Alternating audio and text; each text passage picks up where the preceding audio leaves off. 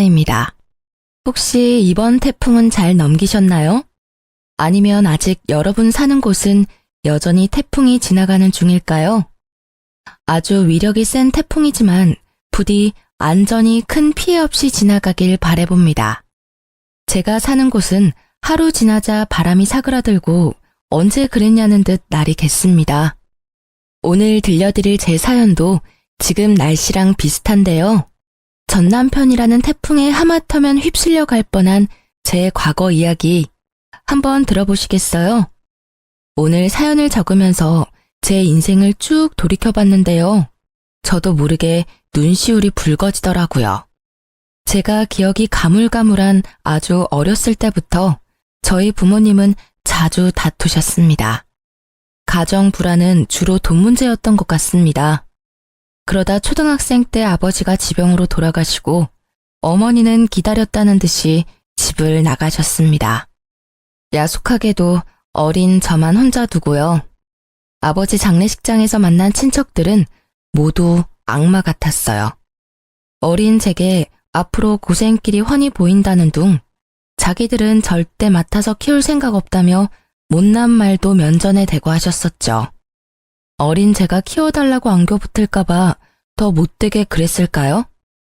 장례식 끝날 때까지 그 누구도 혼자인 제게 괜찮냐며 손 내밀어준 사람은 없었습니다. 홀로 아무도 없는 집에 돌아간 그날의 상처는 아마 영원히 지울 수 없을 겁니다. 부모님 두 분 다 재산이랄 게 크게 없는 집이었어요. 그런데 아빠의 부조금마저도 어린 제게는 허용되지 않았나 봐요. 그나마 막내하며 가깝게 지냈던 건 고모였는데요. 고모라는 인간은 제게 단돈 2만 원만 쥐어주고 부조금을 모조리 들고 사라졌습니다. 지금까지 죽었는지 살았는지 모릅니다. 어린 저는 경제 감각이 없으니 그때 고모가 쥐어준 2만 원이 되게 크게 느껴졌어요. 고모는 그래도 조금은 날 좋아하는구나 착각 들 만큼요. 하지만 금방 집에 먹을 것도 동나고 돈도 떨어진 저는 그렇게 며칠을 혼자 굶었습니다. 그러다 집에 방치된 저를 발견한 사회복지사를 통해 보육원에 가게 됐습니다. 보육원에 있다가 또 언제 혼자가 될지 모르고 밥을 먹을 수 있는 마지막 기회일지 모른다는 바보 같은 생각이 들더라고요. 저는 보육원 첫날부터 옆 친구들 밥까지 탐내며 허겁지겁 밥을 먹었습니다. 당연히 그곳의 친구들은 첫 만남부터 절 싫어했고 원장은 모두가 보는 앞에서 그런 제 뺨을 때렸던 기억이 나요. 그때 저는 본능적으로 세상은 저 혼자 헤쳐나가야 함을 깨달았습니다. 배를 골지 않으려면 내 인생은 나 스스로 구제해야 함을 깨달았죠. 그렇게 저는 보육원에서 고등학생 때까지 자랐습니다. 머리가 점점 클수록 원망도 많이 생기더라고요. 날 두고 죽은 아빠, 그리고 도망간 엄마, 나 몰라라 한 친척들에 대한 원망이요. 아니, 어린 저를 감당하기 싫었음 진작 절차 밟아서 보육원에 맡기지 왜 방치해뒀나 싶었습니다. 혹시 내가 혼자 죽기를 바랐던 건가 하며 증오심도 자라났죠. 나쁜 짓을 하거나 방황하지는 않았고 전 그저 그 모든 미운 감정들을 연료 삼아 열심히 살았습니다. 만 18세의 나이로 보육원을 독립했고 대학교는 생각하지 않았어요. 고졸이지만 나름 작은 회사 경리로 들어갔거든요. 고등학교에서 제가 어느 정도 공부를 하니 담임 선생님께선 제게 공무원 시험을 준비해보라 하셨어요. 하지만 저는 그럴 시간도 여유도 없었습니다. 당장 돈을 벌고 싶었거든요. 이 세상에서 저를 지켜줄 유일한 백은 돈밖에 없다는 걸 너무 일찍 깨달은 거죠. 저는 월 200만 원 조금 넘게 버는데 세금 떼면 그마저도 더 줄어들어서요. 20대 초반에는 저축하며 제 입에 풀칠하기 바빴습니다. 공부에 투자할 시간과 돈은 없었어요. 물론 공무원 시험을 아예 포기하지는 않았습니다. 금전적으로 허덕이지 않을 때쯤 공시 공부도 시작했어요. 그런데 조금 살만해질 때쯤 주위를 둘러보니 정말 다들 가족, 연인과 저마다 함께 있더군요. 이 세상에 저만 덩그러니 혼자인 기분이 들었습니다. 다들 혼자가 아니라 누군가와 함께 인생을 꾸린 모습에 저는 지독한 외로움에 시달렸어요. 분명 제가 기억하지 못하는 순간에는 저희 부모님도 좋았을 때가 있었겠지 생각도 했어요. 그러던 중 저는 고등학교 친구가 해준 소개팅에서 첫 남자친구를 만나게 됐어요.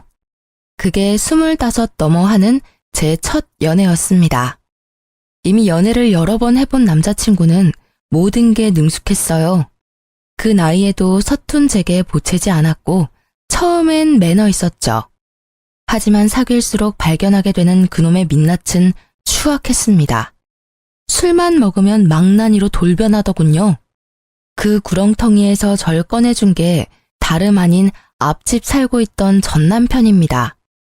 제게 뭐가 모자라서 그런 놈에게 당하고 사냐고 신고도 도와주고 늘 퇴근길을 함께 해줬어요. 덕분에 징글징글하던 전 남친에게 벗어날 수 있었죠. 아무도 제게 손을 내밀지 않던 제 세상에 먼저 손 내밀어준 남편이 너무 고마웠어요. 게다가 그 사람은 술, 담배는 입에도 안 댔어요. 심지어 직업이 공무원인 남자를 보며 저 역시 덩달아 학구열도 불타오르더라고요. 나름 새로운 꿈과 욕심이 생긴 저는 9급 공무원 시험을 준비했습니다. 그 당시 남자친구였던 남편도 잘 될 거라며 옆에서 많이 응원해줬어요. 그리고 지금껏 혼자 살아온 제 얘기를 듣고 본인이 겪은 일처럼 많이 아파했습니다. 자기는 혼자서 어떻게 그렇게 예쁘고 참하게 잘 컸어? 그동안 정말 고생 많았어. 앞으로는 내가 있으니까 걱정하지 마. 평생 자기 외롭지 않게 내가 지켜줄게. 그리고 한치의 의심 없이 절 지켜주겠다던 그의 청혼을 받아들였습니다. 그렇게 세상 따뜻했던 남자친구는 남편으로 한 식구가 되자마자 제게 무리한 요구를 했어요. 여보, 이제 결혼했으니까 회사는 그만두는 게 어때? 왜? 나 9급 시험 떨어졌을까봐? 나 진짜 열심히 공부하고 있으니까 걱정 마. 그리고 회사 다니면서 공부하는 게 마음 편해. 섣불리 오래 다닌 내 첫 직장 그만두는 건 좀 무섭거든. 시험 합격하면 그만두려고. 뭔 소리야? 합격이라니. 설마 진짜 당신이 9급에 붙을 거라 생각하는 거야? 그게 무슨 뜻이야? 말 그대로야. 진짜 당신이 붙을 거라 생각하냐고. 아니 고졸에다 학원 한번 제대로 다녀본 적 없으면서 단번에 공무원 시험 합격 바라는 건 너무 꿈이 큰 거 아니야? 난 단지 당신 지금 회사 연봉이 너무 적어서 차라리 알바가 낫겠다는 말을 하고 싶었을 뿐이야. 우리 엄마 만두가게 알바생이 당신보다 돈 많이 받아. 그거 알고 있어?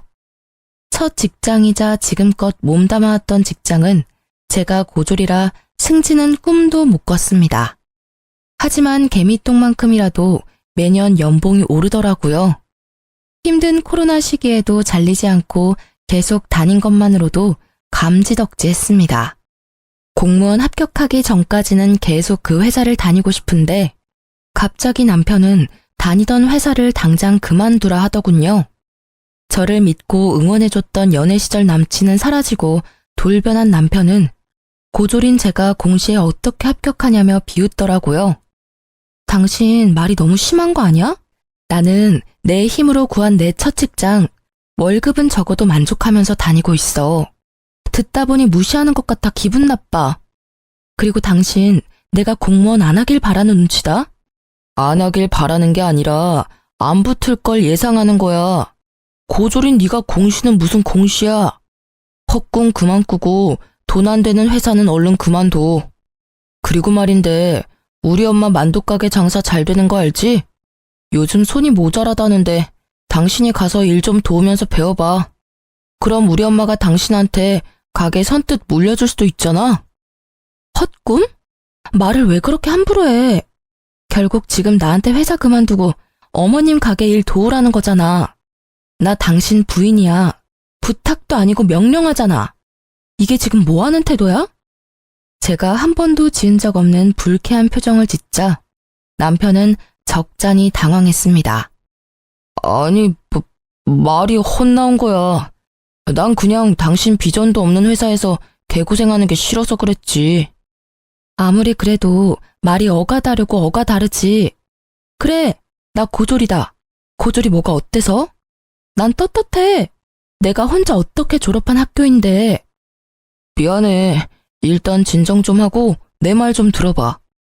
내가 요즘 엄청 스트레스 받아서 당신한테 나도 모르게 성질 부렸나 봐. 아니, 우리 엄마가 요즘 몸이 불편하다고 병원에 같이 가자고 자꾸 부르시잖아. 근데 당신도 알잖아. 나 업무 많아서 야근까지 하는데 엄마까지 케어하느라 요새 좀 몸이 힘들다. 그래서 당신한테 좀 부탁하려고 했는데 말이 삐뚤게 나가서 미안. 뭐? 어머니 아프셔? 어디가 아프신데? 그럼 그렇다고 나한테 진작 말을 하던가. 엄마 좀 챙겨달라는 부탁을 못해서 제게 못되게 군 남편이 미웠지만요. 생각해보니 요새 저도 바쁘다고 시모에게 연락을 못 드렸던 거예요. 저는 남편을 타박하며 곧바로 시모께 찾아갔습니다. 어머님, 저 왔어요. 제가 요새 그이 따라 공무원 되고 싶어서 공부를 시작했거든요. 근데 회사 일까지 바빠서 너무 정신이 없었어요. 어머님께 요즘 신경 못 써드려서 정말 죄송해요. 편찮으시다는 말 듣고 바로 온 거예요. 많이 안 좋으신 거예요? 어머님, 앞으로 병원은 저랑 같이 다녀요. 결혼 전에는 가족품이 그립다더니 너 결혼 후에 내가 먼저 안 하면 연락 한 통 없더라. 인간이 다 그래. 뒤돌아서면 남이지. 자식 새끼라고 키워봤자 그놈도 지엠이 아프다니까 툴툴거리기나 하고. 에이구, 내가 빨리 죽어야지. 어머님이 왜 빨리 죽어요? 말만 그런 게 아니라 진짜 이제 어머님은 제 가족이에요. 저 무서우니까 그런 나쁜 말 하지 마세요. 저희 때문에 많이 속상하셨죠? 근데 저도 좀 속상해요. 몸이 안 좋으시면 툴툴거리는 아들 말고 저한테 전화하시지 그러셨어요. 제가 불편할까봐 안 하셨죠? 저 괜찮으니까 앞으로는 무슨 일 생기면 무조건 저한테 전화 주세요. 아셨죠? 이그, 너 지금 내 가게 보고 나한테 아양 부리는 거지? 이 가게 어차피 너 물려줄 생각 없으니 꿈도 꾸지 마라. 어머님, 저도 만두 빚으면서 평생 살기 싫거든요. 저는 제가 좋아하는 일 하면서 살 거예요. 당분간만 도와드리는 거니까 월급은 제가 전에 있던 직장보다 많이 주셔야 해요. 뭐? 회사를 그만뒀어? 네, 저 회사 그만뒀어요. 글쎄, 쥐꼬리만한 월급이라고 남편이 바가지로 엄청 긁어대더라고요. 지는 뭐 벌면 얼마나 번다고? 혹시 나 때문이냐? 너 어떻게 들어간 회사인 거 내가 들어서 뻔히 아는데. 맞죠? 어머님, 그 사람 진짜 너무해요. 그러니까 저 남편보다 월급 더 많이 주셔야 해요. 사실 회사는 저 승진시켜줄 생각도 없는데 계속 붙잡고 있었던 것도 뭐 제 자격지심이죠. 제가 처음으로 이뤄내고 지켜낸 자리니까요. 하지만 지금 내려놓아도 저는 괜찮아요. 그 회사보다 전 어머님이 더 중요하거든요. 그 대신 저 꼭 어머님이랑 같이 지내면서 공시도 합격할 거예요. 뭐 그건 네가 하는 거에 달려있지. 처음엔 못된 말만 하는 시모 때문에 무척 속상했어요. 하지만 말만 퉁명스럽게 할 뿐이지 시모는 정말 따뜻한 분이셨어요. 결혼해서 남편과 함께 효도하겠다던 제가 그동안 무심했던 건 사실이었죠. 그래서 서운했던 게 생각 안 나게 시모께 더욱 잘해드리려 노력했습니다. 그렇게 저는 일주일에 한 번 시모 병원을 따라다니면서 평일에는 만두가게에서 일했어요. 저는 어머님의 재산이 얼마인지 그 작은 만두가게의 가치가 얼마인지 잘 몰랐는데요. 같이 지내다 보니 어머님이 꽤 여유가 있으신 분이란 걸 알았어요. 어머님께서는 원래 제 연봉을 물으시더니 딱 그 연봉의 2배는 좋게 넘게 주셨어요. 제가 하는 일이라곤 만두 빚는 것 뿐이었어요. 만두소는 어머님께서 직접 만들고 만두는 직원들과 함께 빚었습니다. 직원이 많아서 힘에 붙이지도 않더라고요. 당일 만들어 당일 소진하는 만두는 오픈하자마자 매일 빠르게 품절됐어요. 그래서 저는 오전에 잠깐 근무하고 덕분에 공부할 시간도 많이 벌었습니다. 어머님도 저와 같이 지내다 보니 마음이 풀리셨는지 전보다 저와 엄청 사이좋게 지냈어요. 어머님은 제가 쉬는 날이면 매주 꼭 예쁜 만두를 빚어서 보내주셨어요. 아들 말고 며느리 먹으라고 순수 빚어주신 거였어요. 그리곤 어머님은 항상 덕담을 잊지 않으셨습니다. 예쁜 만두 먹고 예쁜 손주 보렴. 그건 살면서 처음 느껴보는 따뜻함이었습니다. 친엄마보다 시모가 더 엄마 같다는 생각이 들었어요. 남편이 제게 회사를 그만두라고 엄청 못되게 굴었었잖아요. 그 이후로는 자기 대신 어머니를 챙겨줘서 고맙다고 제 손을 꼭 붙잡고 울먹이며 말했습니다. 저번에 보졸이 어떻다니 당신 상처받게 해서 진짜 미안해. 정말 내가 이 은혜는 평생 안 잊을게. 당신이 엄마한테 해준 만큼 내가 2배, 3배 잘할게. 너무 고마워. 당신 덕분에 우리 엄마가 요즘 행복해 보이셔. 남편이 굳이 뭘 더 노력하지 않아도 어머님이랑 모녀처럼 지내는 시간이 저도 행복했어요. 더도 말고 덜도 말고 지금이 딱 행복하다 느꼈던 순간이었죠. 각자의 역할을 해내며 서로를 보살피는 가족 구성원. 그게 바로 제가 바라던 가족의 형태였어요. 그런데 제게 고맙다던 남편은 은혜를 갚겠다더니 그걸 원수로 갚더라고요. 연애 때부터 야근이 잦은 건 알고 있었지만 남편은 부쩍 더 늦게 들어오는 날이 많아졌어요. 심지어 야근하고 올 시간을 넘어 훨씬 더 새벽 시간에 술에 취해서 집에 들어왔죠. 술, 담배라고는 안 하던 남편이었는데 혹시 또 제가 모르는 괴로운 일이라도 있나 싶었습니다. 여보, 또 술 먹었어? 요즘 무슨 일이라도 있는 거야? 왜 이렇게 인사불성이 된 거야? 야, 너는 입맛 시집 자라서 호강하는 줄 알아. 뭐? 당신 지금 그게 무슨 말투야? 아, 이게 진짜 지가 뭐라도 되는 줄 아나?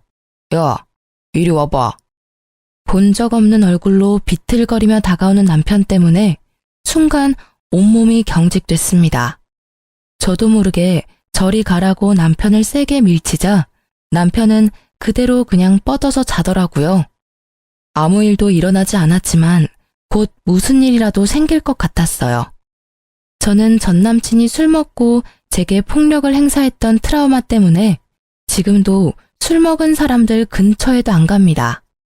그런데 가장 가까이 지내는 남편이 취객처럼 굴자 심장이 미친 듯이 뛰었죠. 게다가 남편은 술에 취해 그냥 자는 것도 아니었어요. 잠시라도 정신이 들면 꼭 큰 소리로 마누라 어딨냐고 고래고래 소리를 질렀죠. 아니면 밥 좀 차리라며 주정을 부렸어요.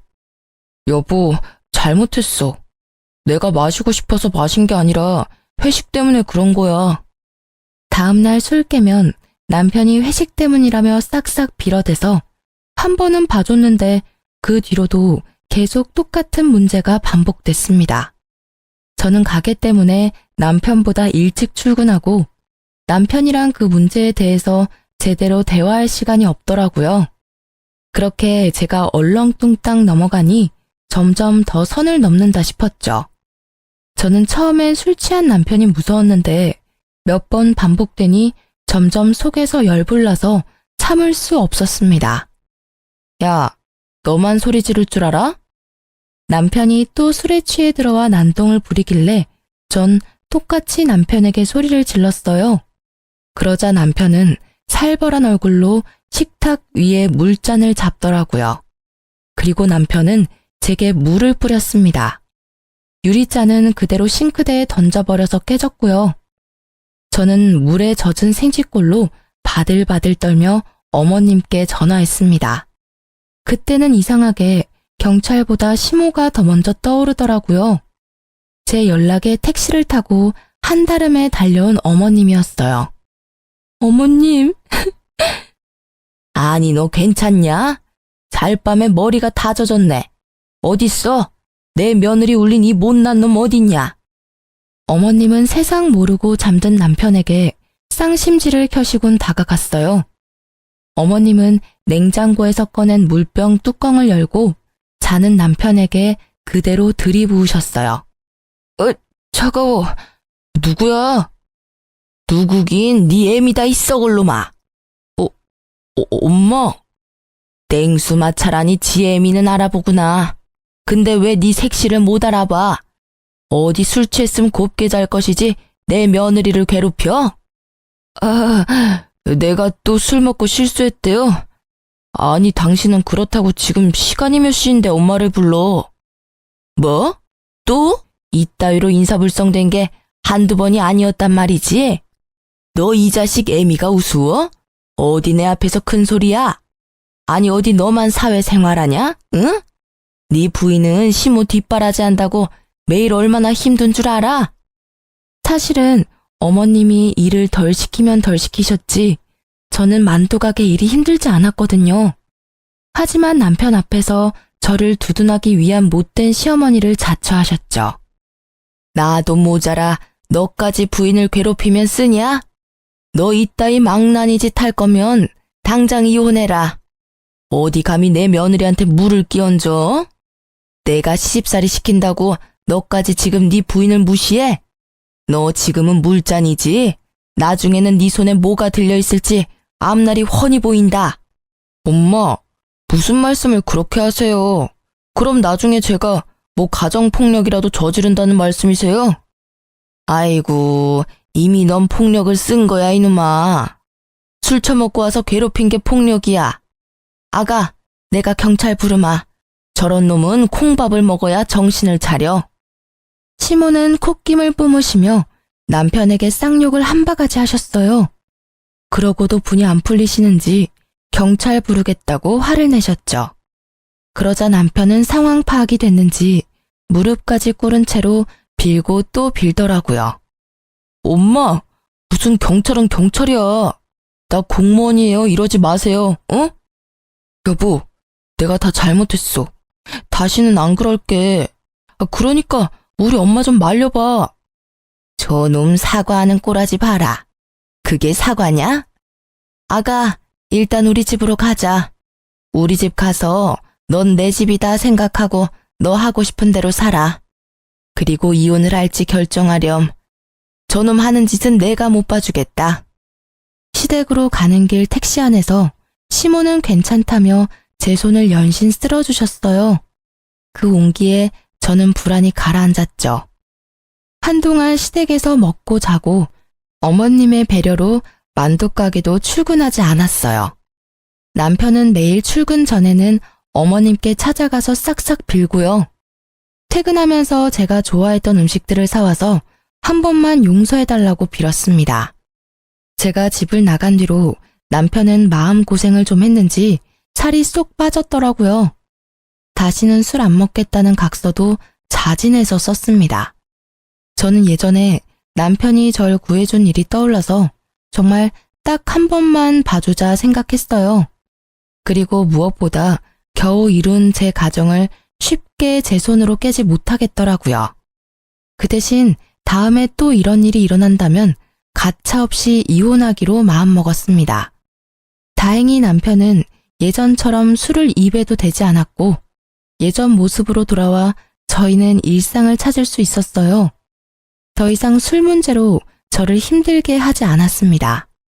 그런데 남편이 하는 통화를 우연히 들은 그날 제 세상이 무너졌습니다. 자기야, 이번 달은 나만 믿으라니까. 이번 달 보험왕은 당신이라고. 그 말 한마디만 엿들었는데 제 온몸의 세포가 반응했어요. 아니나 다를까 남편 몰래 전화기를 뒤져보니 바람이 확실하더군요. 대화 내용을 보니 너밖에 없다, 사랑한다, 어쩐다, 참 가관이었습니다. 남편과 상간녀는 시모의 가게와 재산을 탐내고 있었습니다. 그동안 저를 이용해서 남편은 시모의 환심을 사려 했던 거죠. 모든 사실을 알게 된 저는 분노했어요. 겉도 모자라 상간녀와 함께 시모의 명의로 억대 사망보험금을 받을 수 있게 작전을 짜고 있더군요. 제가 알고 있다는 걸 모르던 남편은 뻔뻔하게도 이러더군요. 여보, 우리 엄마 내 말은 안 들으니까 당신이 엄마 좀 설득해서 생명보험이랑 이것저것 들어놔. 내가 잘 아는 설계사가 있거든? 상담 받아보니까 지금이라도 보험 열심히 들어놔야겠더라. 엄마가 아무리 여유가 있다고 하셔도 그건 엄마 노후 자금이고 나중에 우리 물려줄 재산이시잖아. 아프실 때 돈은 따로 준비해야 한대. 그리고 사망보험금이 있어야 우리 상속세 부담도 덜 수 있다더라. 저는 남편이 저를 배신한 것보다 낳아주고 키워준 시모를 배신한 게 더 화가 났어요. 처음엔 조용히 이혼하려고 했어요. 하지만 항신소까지 의뢰해서 증거를 수집한 이유는 단 하나, 시모를 지키기 위해서였어요.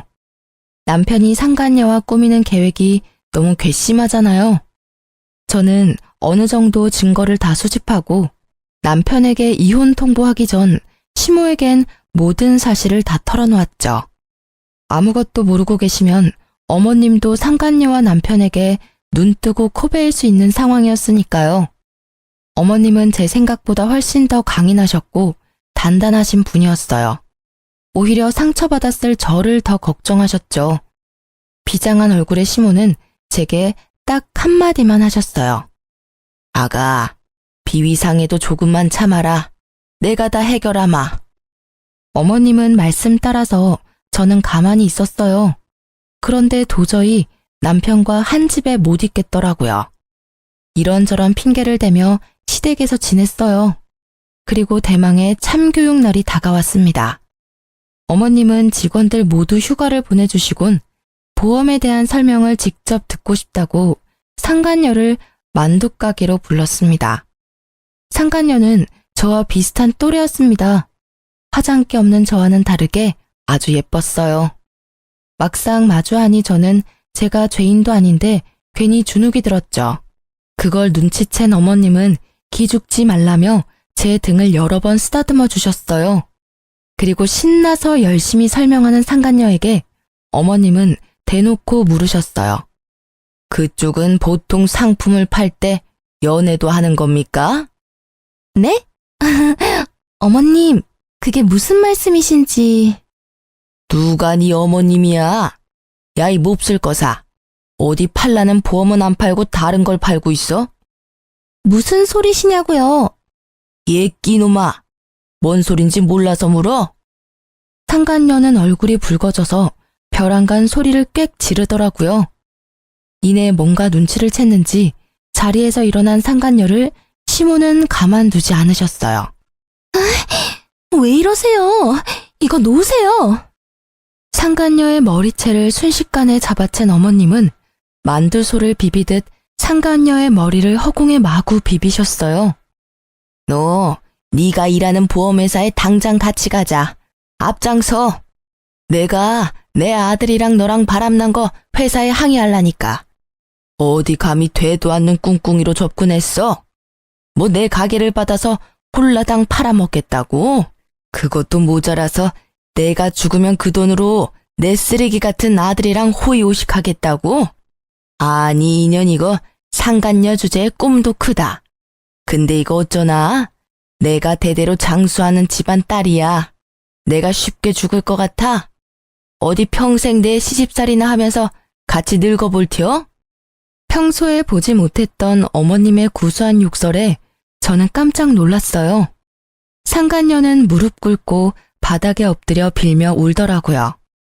화장이 눈물에 다 지워진 상간녀의 얼굴을 보자 저는 떳떳한 제 민낯이 더 예쁘다는 생각마저 들었습니다. 제발 회사에는 연락하지 말아주세요. 네?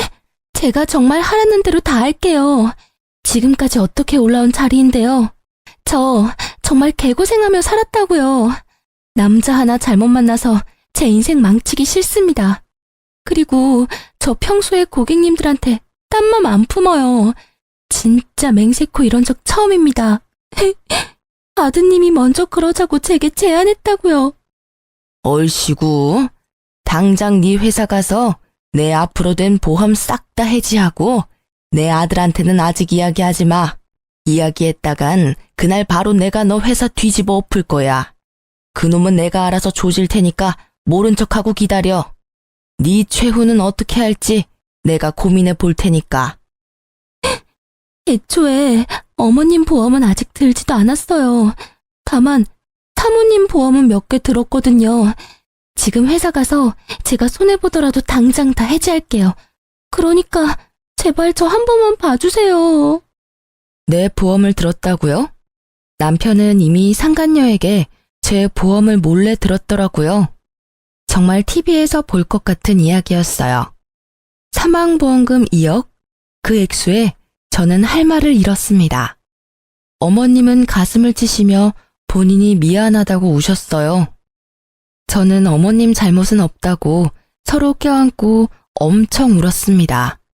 상간녀는 그 사이 슬금슬금 도망가고요. 가게를 3일 이상 쉬어본 적 없는 어머님은 상간녀와 남편을 참교육하기 위해 일주일이나 문을 닫으셨어요. 저나 어머니나 둘 다 너무 가여운 인생이라 생각했습니다. 정신없이 저와 함께 우시던 어머님은 이럴 때가 아니라며 제게 정신을 바짝 차리라고 하셨어요. 그리고 남편에게 전화해서 다음 계획을 실행하셨죠. 가게 땅값이 많이 올랐다고 남편을 부르자 남편은 할 일 제쳐두고 쏜살같이 가게로 달려왔습니다. 그래서 얼마나 올랐어요? 엄마 올랐을 때 파는 것도 나쁘지 않아요. 솔직히 엄마 이제 늙으셔서 앞으로 얼마나 장사하실 수 있을지 모르잖아요. 차라리 여기는 정리하고 우리 월세로 옮겨서 가게 다시 열어요. 네? 아무것도 모르는 남편은 싱글벙글한 얼굴로 가게 땅값이 얼마나 올랐냐고 묻더라고요. 아니, 떡줄 사람 생각도 안 하는데 혼자 침까지 튀기며 흥분하는 남편 놈을 보는데 당장 멱살을 잡아 올리고 싶었어요. 하지만 꾹 참고 어머님의 행동을 지켜보기로 했죠. 그러자 어머님께서는 잡아먹을 듯한 표정을 하시곤 남편에게 이혼 서류에 도장을 찍으라 하셨어요. 이혼 서류다. 긴 말 말고 도장 찍어라. 너네 둘 갈라서 나 그동안 많이 참았다. 며느리 예쁘게 보려고 노력했어. 하지만 도대체 정이 안 가는 걸 어떡하니? 일도 곧잘 할 줄 알았는데 아직까지 혼자 만두 하나 제대로 못 빚어. 이런 애한테 내 가게를 맡길 바에 딴 사람한테 파는 게 낫지. 며느리 하나 잘 키워서 간병인 돈 굿나 했는데 차라리 그 돈으로 나중에 전문 간병인이나 두는 게 낫겠어. 그러니 팔기 전에 이혼 먼저 시켜야지. 엄마 잘 만난 내 아들 덕에 며느리 호강하는 꼴? 난 못 본다. 어머님, 어떻게 말씀을 그렇게 하세요? 네? 두 사람 잘 지내는 줄 알았는데. 어떡할 거냐? 쟤랑 이혼할 거야 말 거야. 이혼하면 하나밖에 없는 아들한테 다 물려주고 안 하면 국물도 없다. 네 가정 지킬래 아님 내 돈 다 네가 가질래? 당연히 난 엄마 편이죠. 당신 엄마한테 얼마나 서운하게 했으면 엄마가 저러셔? 안타깝지만 난 효자라서 엄마 말씀대로 할 거야. 위자료는 꿈도 꾸지 마. 아닌 거 당신이 제일 잘 알잖아. 내가 어머님 잘 보살펴드려서 고맙다며. 그래서 당신 나한테 은혜 갚는다며. 근데 어떻게 이래? 저는 미리 어머님과 계획한 대로 남편에게 매달리는 척도 해봤어요. 하지만 남편은 두말하지 않고 냉정하게 이혼 서류에 도장을 찍더라고요. 도장이 찍히자마자 시모는 만두 담는 쟁반으로 남편 싸대기를 날렸습니다. 남편 고개가 돌아갈 정도로 세게 때리셨죠. 그러자 턱을 붙잡고 남편은 소리쳤어요. 엄마, 왜 이러세요? 갑자기 미친 거예요? 이런 썩을 문디 자식이 아주 지그 아빠랑 똑같네. 아주 똑배 닮아서 조강지처 눈에 피눈물 흘리게 하네. 남편은 무슨 일인지 파악하느라 두 눈을 요리조리 굴렸어요. 저는 상간녀에게 전화를 걸어 남편에게 내밀었어요. 받아봐. 누군데? 여보세요? 고객님, 저예요. 그동안 사모님 몰래 들어놓은 보험 계약은 다 해지됐습니다. 보험료 냈던 건 전부는 못 돌려받아요. 받을 수 있는 건 전부 사모님한테 입금해 놓겠습니다. 야, 이 미친. 뭐라고? 남편은 상간녀의 목소리를 바로 알아보더라고요. 남편 놈은 그제서야 상황을 눈치챘는지 시모와 제게 번갈아가며 손이 발이 되도록 빌었습니다. 이혼 도장 순순히 찍어줘서 정말 고마워. 여보, 오해야. 그런 거 아니야. 엄마 진짜 아니에요. 저 보험 사기꾼이 저한테 접근해서 속은 것 뿐이에요. 야, 맘 같아선 네 재산, 네 직장 다 뺏고 싶은데 더러워서 손도 대기 싫어서 가만히 있는 거야. 그러니까 그 입 다물어. 어머님이 널 어떻게 키워주셨는데 이래? 아가, 저런 쓰레기랑 더 말 섞을 필요도 없다. 너 당장 짐 싸서 우리 눈앞에서 사라져라. 난 이제 아들 따위 없는 걸로 하마. 엄마, 왜 이러셔 진짜? 소미 네가 이제부터 내 딸 해라. 어머님, 내가 너 입양 절차 알아봤다. 자, 서류 받아라. 너도 마음의 준비할 시간이 필요할 테니 잘 생각해봐라. 이놈이랑 이혼하고 나한테 와. 내가 너 꽃길만 걷게 해줄 테니.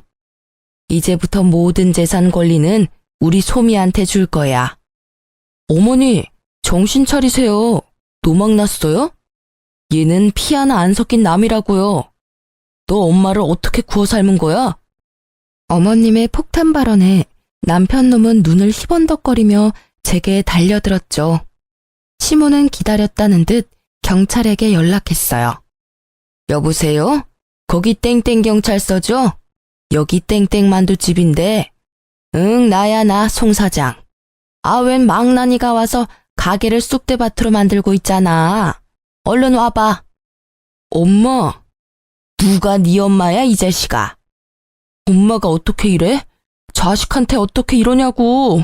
남편을 혼내는 어머님의 몸이 미세하게 떨리는 걸 알고 저는 급하게 남편을 가로막고 말했습니다. 너야말로 자식이 어떻게 그래? 상간녀랑 보험 사기단으로 잡혀가고 싶지? 나도 모르는 보험 가입한 거 문제 안 될 줄 알았나 봐. 어머님 앞에서 더 추한 꼴 보이지 말고 얼른 꺼져. 남편 놈은 정말 땅을 치며 발악하더군요. 그래봤자 그놈에게 더 이상 남은 거라곤 아무것도 없었어요.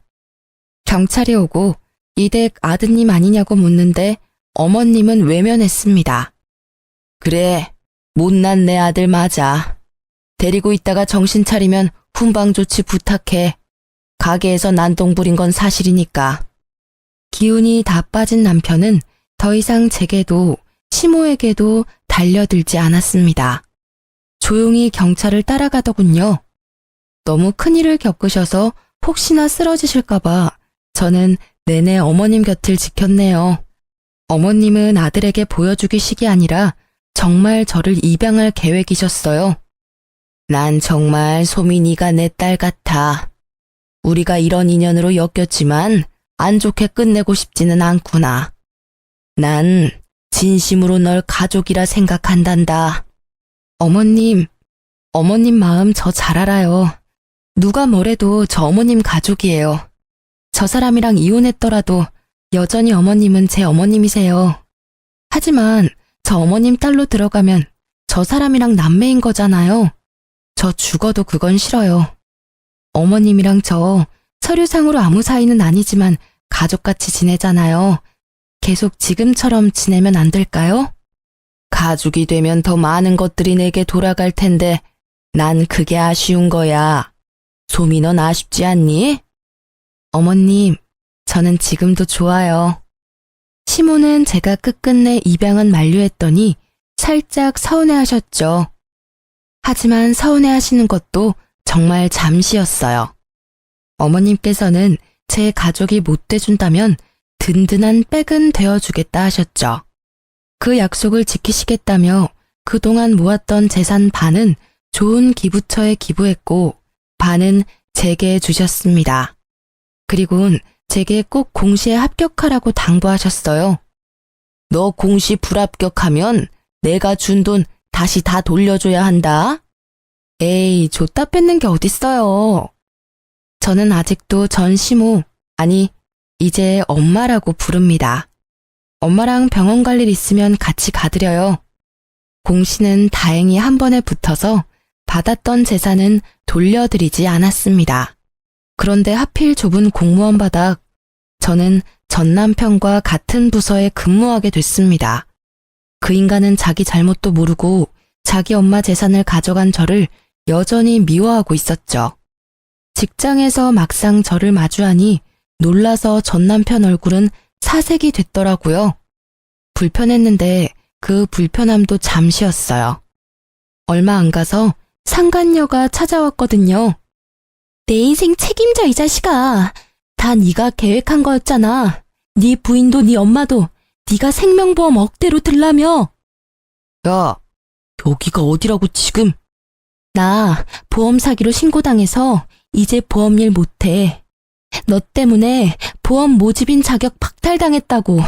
이 자식아, 너 때문에 소문 다 나서 나 나중에 다른 보험회사도 못 가.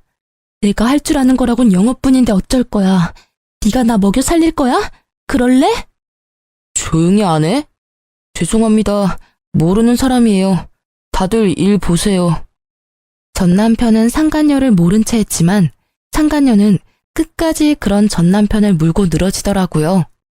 사람들은 수군거리고 저희 사무실은 한바탕 난리가 났습니다.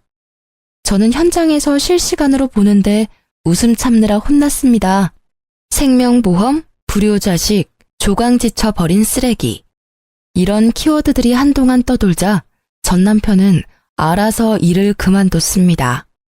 어쩌면 제가 직접 불륜으로 윗선에 고발할까봐 도둑놈 제발 지린다고 알아서 도망간 걸 수도 있고요. 그래도 그렇게 아무 준비 없이 홧김에 또 공무원 그만두고 저놈 후회하겠구나 싶었는데요. 역시나 제 예상이 맞았습니다. 공무원 그만두고 할 줄 아는 거 없는 전 남편은 퇴직금을 탕진하고 엄마한테 찾아왔다고 합니다. 엄마한테 들은 내용 그대로 전달해 드릴게요. 엄마, 저 돈 좀 보태주세요.